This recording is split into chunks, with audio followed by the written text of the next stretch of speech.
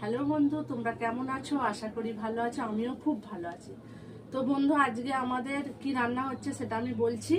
এই যে নোটে শাক দিয়ে, ঝিঙে দিয়ে, আলু দিয়ে চচ্চড়ি হবে, পাকা পটল ভাজা হবে, আর বিরির ডাল ভিজানো আছে, বিরির ডাল হবে, আর এখানে এই যে আমরা আমরা টক হবে।